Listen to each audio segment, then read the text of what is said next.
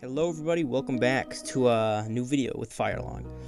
Today we're going to be playing the mobile version of this game called Stardew Valley, which has been a very popular PC game on Steam, and I guess it was so popular that the creators decided to make a version of it for mobiles and the Switch before this.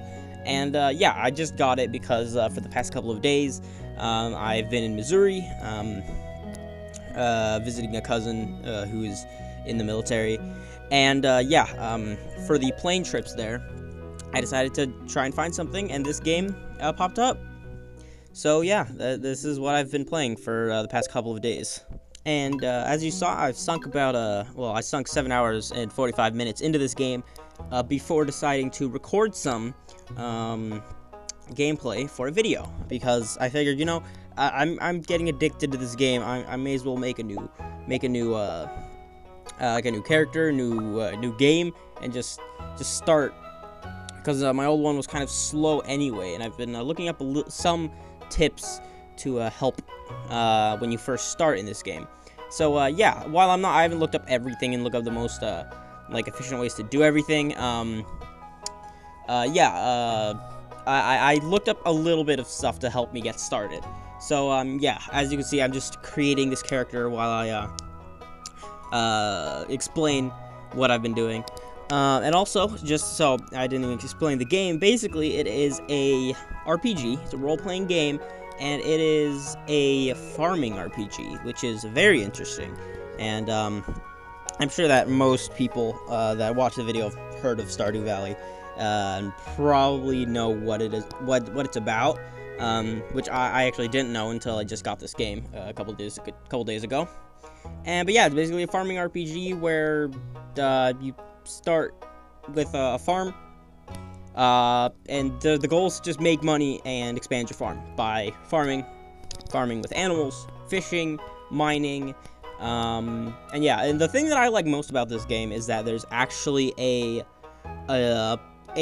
fairly tight storyline, because there's set characters each time you play the game. You have your own farm, and on the side there's also a town in the world that you play in, and this town has a lot of characters that each have their own personalities, and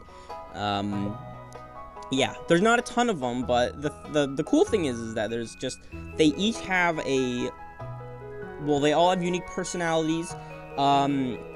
They all have tons of unique dialogue for different situations, like different weather, different days in these seasons in this game. And yeah, you can. I like the interactions with the other characters. You can also swag glasses, pretty cool. But you can make friends with all of the NPC characters, and you can even get romantic with some of them and marry them, which I just think is very cool, especially for a game that is not solely based on being an RPG and not solely based on being like a life simulator game, kind of like like as a life simulator game, obviously, like The Sims, say that game, it's a life simulator, but it does not have story, and it also does not have RPG elements. But this game has both, and I guess all three if we're counting story as a separate thing, but whatever. And yeah, there's some RPGs that like just have story and RPG factors, where you just go through RPG, try and make your character super strong. You got some story. Some RPGs don't even have story; just go beat up stuff and get stronger, you know. I don't know. I just think that this is a unique game. And I've just been loving it so far, so I'm gonna make a video. Sorry, this is kind of a long introduction. Also, totally great name there, Phyland, for my farm. Anyways, yeah, this video is probably gonna be pretty long because I played quite a lot in this, actually. To be honest, I might speed up some of the interactions though. I'm not sure. But anyways, so this is presumably my grandfather in this game. You know, I mean, the proportions look a little bit strange, just a little bit. I like how his hand didn't move at all. Letter just levitated out. Physics. But anyways, yeah. So basically, this is our grandpa giving us a letter, and Yeah, pretty much. He is like trying to make sure that we don't feel the same that he did in his life, or he's trying to help us if we ever get to that point where he feels crushed by society or something. Kind of like me right now. Yeah, he says he will wait to open the letter until that point in his grandson's my life. And yeah, so very, very heartfelt story. Moving on, we have XX years later. Could be 10, it could be 90, who knows. Obviously this is how everything's gonna work. There's gonna be, you know, in the future, it's just gonna be lines of boxes with just computers, with people working non-stop, and there's gonna be a button that says work when everyone has to work, and then it'll turn red when everyone can rest. Obviously, it's just, that's how corporations are gonna be. Like, screw the workforce, no one cares. Anyways, apparently we just decided one day that we were tired of this garbage, and yeah, we opened this cupboard that conveniently has this letter from Grandpa that I've not forgot about at all. I'm in need of a dire change, and he's telling us that he felt like this once and moved to a place that he truly belonged, which is the Phyland Farm. Yeah, and he's giving the deed to us. So yeah, as I said, story. I like it. I don't know. Obviously, if I play the game multiple times, which I probably will, it's gonna get old. But you know, just looking through the story once is it's just cool. It gives more depth to the game, in my opinion. We're like riding a bus here or something. Quality content. Bus riding. That's what we call content here. There's so much action, so much suspense. Where's the climax? I need some falling action, please. Yeah, no, I just sped that up. That's a little bug, I think, with that little screen glitch thingy. And here we go. Here's some dialogue and probably the start of the game. I'll speed this up too, because it kind of takes a while. Not too much, though, because there's still dialogue here that can be read. So this is Robin, who is a carpenter in this town. Apparently, I'm looking very, very, very swaggy, and I like the aesthetics of this game as well. Nice farm, by the way, that we have here. It's kind of just a cottage with some plants everywhere that aren't useful for anything. But anyways, I like the aesthetics. I like these like portraits. Like, they're kind of rough, but I don't know. I like the effect personally. Yeah, but I also like just like the character sprites here. It's kind of just like a slightly more advanced. Sorry about that strange the strange transition. I had to stop recording because I'm playing this in the freaking airport, right? I had to move and do stuff. Anyways, we're talking to Mary Lewis right now. It sounded like I just said Mary Lewis. Mayor Lewis. He is the mayor of the town and an old friend of our grandfather's. Robin's making fun of our house. She is about to call it crusty, which is lovely. I mean, I can agree. I wouldn't want to live here either. Come on, man. Lewis, he's all triggered now because of that. And he says that she's just trying to con me into buying her house upgrades, which I will buy because my house is miniature, as you will see very soon. Anyways, yeah, telling me to explore town. Although most of the townspeople, it says the townspeople would appreciate it, but most of the townspeople just go like hi and then walk away, and then they won't talk to me again until the next day, because that's kind of just how this works. We sell things in this box, this wooden crate here, because yeah. Now we actually start the gameplay. That was a long intro, but story. Yeah, story. All in the name of story. Anyways, this is our little house. We got a fireplace, a little chair and candle over there, a TV that sits on the floor with, like, no other electrical appliances for some reason. We can still have a TV in here, though. And we got this present from Mayor Lewis on our floor. Great to know that I've had a crusty old man snooping around my house. You know, exactly what I wanted. Anyways, we opened the present, and we have 15 of the holy parsnips. Yeah, so these are like the beginning seeds that we gotta plant on our farm. Here's this journal with some beginning quests. We got to introduce ourselves to everyone in the town. That when I first played the game proved to be way more of a pain in the butt than I expected it to be. And our other quest is to harvest some parsnips. Anyways, first things first that I'm doing, I am taking out all the nature that's around my farm, because like screw plants, you know. They don't give us oxygen or anything. Nope, it's all a conspiracy theory. Anyways, the point of doing this obviously is to clear up space so that I can like start planting plants. And yeah. Anyways, also the map choice that I chose is a water-based map because I had taken the standard map, or I guess standard farm before when I had started to play the game, which is basically just like, you know, just like this open area with some like trees and brush and all that stuff like this. But I decided to go with this next one, where the areas that you can farm, like your property areas, are spread out over islands, and there's water everywhere, so you can like do fishing and stuff. And I think it's cool. I mean, I just like having some variety. Like, I don't want to play like the same map over and over again, kind of thing. So yeah, it's kind of impressive. Like, even the house was arranged differently. And yeah. So anyways, yeah, going around, cutting down all this stuff, collecting wood, fiber, rocks, sap, which are all useful for various things, although not quite important at the moment. Anyways, here we're going to plant our first parsnips, and probably the only parsnips, because parsnips aren't that great. Anyways, this is how we do land. We hit air next to the ground, and it just tills itself. Yes. Anyways, this is how you start to plant plants. You have to till the dirt with your hoe.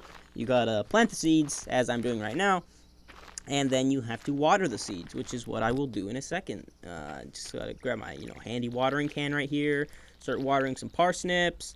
Yeah, it's kind of a slow process, to be completely honest. Alright, we're done with that. Now we're gonna go out and check out this bus stop, which is no use to us, but we found a daffodil, so it's all great. Now we're gonna check out the town. We're gonna meet some people. It's gonna be a great old time.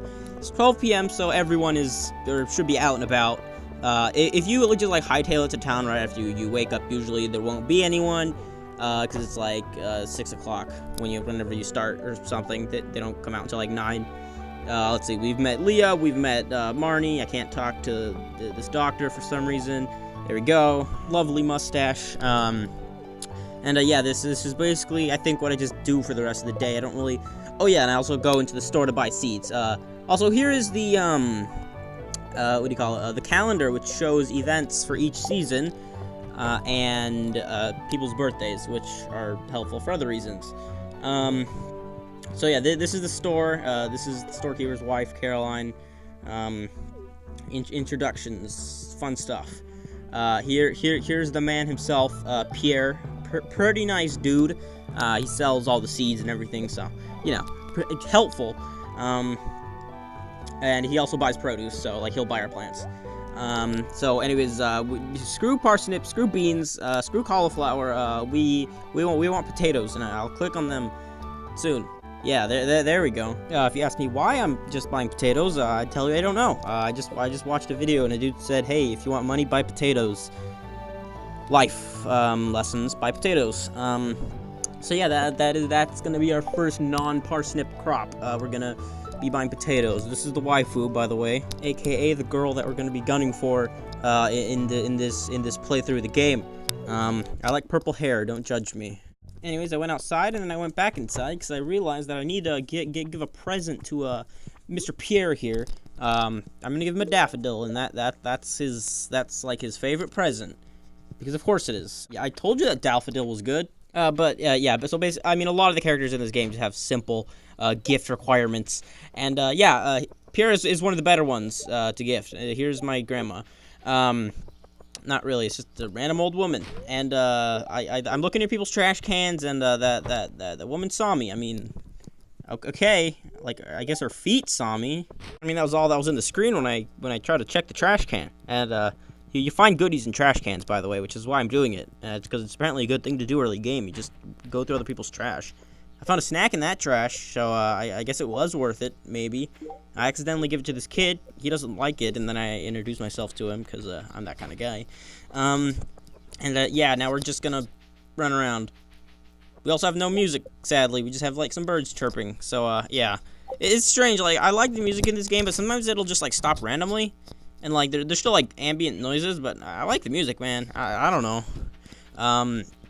Yeah, just barge into this girl's trailer, cause yeah, that's the kind of person that I am. Exploring above town, and oh boy, I found a daffodil.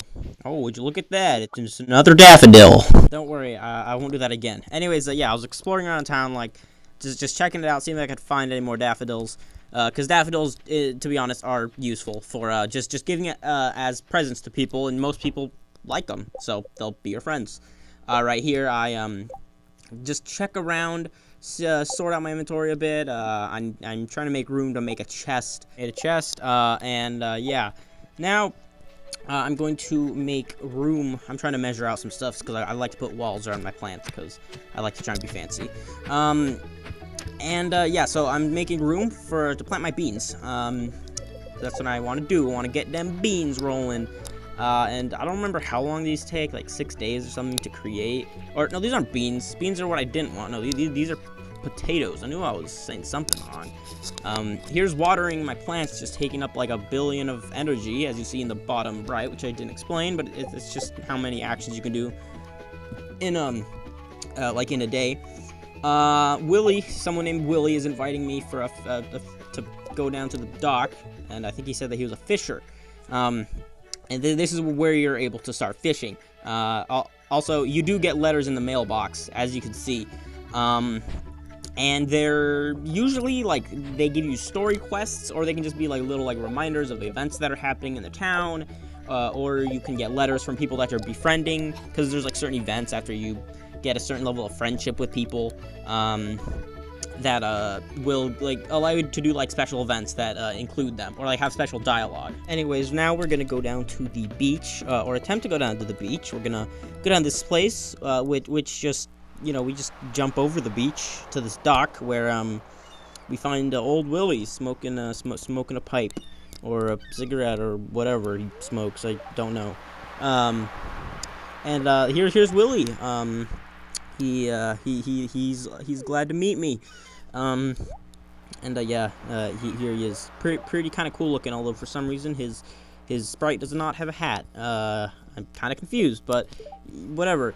Telling us some tales about his recent fishing adventure. Saved enough to buy himself a new rod. Congratulations, Willie. Never mind, his sprite does have a hat. I'm blind. And he gives us his old fishing rod. So yeah, this is literally where we learn to fish. He just the excuse is that he wants the Ardo fishing to stay alive, but in reality, it's just the game giving us a new mechanic and hiding it behind some dialogue. So anyways, we have a fishing rod, which I am now going to fish with. So basically, you have to hold down on your screen when you're next to water, and it'll charge up this bar. And depending on how far up you land on the bar, your pull will go further, which is, I think you can reach into deeper waters once you can like level up fishing and stuff. That will give you better fish. Here is how you fish. You tap, and every time you tap, this green bar goes a little bit up, or if you hold, and you're basically trying to keep it on the fish. So that this green bar will go up on the right side, and if you get it all the way up, you catch a fish. If it goes all the way down and your green bar is not on the fish, then you don't catch the fish, and you don't get the fish. So yeah, that's how fishing in this game works. And I mean, I'm gonna say I don't really think it's actually that boring of something that you do. I don't know why, but I don't mind doing it, because usually you don't have to do it for long. You'll get some fish, and then you can go to your bucket, or I mean your box at home, or you could go to Willie and sell some fish. Yeah, you can also find broken glasses just chilling in the sea, you know. Anyways, yeah, I just what do you call it? I just fish here for like a little bit longer, and then I fish, and then I probably go sell fish. I actually just sat there for like 10 minutes, and I just fished, and now I'm gonna like put it in my box because Willie's shop closed. Right now, I'm gonna toss something. I don't know what, but because I want to try and get these worms that are in the ground, as you just saw. If you hoe these worms, they can give you some pretty cool stuff. I decided to just eat a fish, because, yes, eat a fish. I don't know why, but you can get cool stuff from this. I got a dried starfish, which is an artifact that you can bring to this like library, and you can donate it to the or I don't freaking know what it is, but you can donate it there, and like the guy there can give you cool stuff. I also found a lost book, which there's books missing at this library, which I will probably go to at some point. And yeah, it adds a book to the collection. I don't really know what that does. Yeah. Okay, and that is probably about gonna wrap up the video. I declined going to bed because I forgot to put my fish in this box, which is like this is how you do. You just put the stuff, pop the stuff in the box, and after the night, Gunther at the museum. That's the place I was just talking about. The museum, and the guy was Gunther. Or Gunter, I don't know how you pronounce it. But anyways, hopefully you guys did enjoy that. It was kind of a long introduction, not too much happened. I have more footage, but it's just way too long to make into a video, unless I wanted the video to be like 50 minutes long or something. Yeah, I think I went through a pretty decent amount. We're on just day 3 of probably a lot of days. If you guys liked the video, please let me know. Smash the like button down below and subscribe. If you did like this Stardew Valley video, and I will be making more. Yeah, that's all I have for you guys today. I will see you guys in the next video. Firelong, out.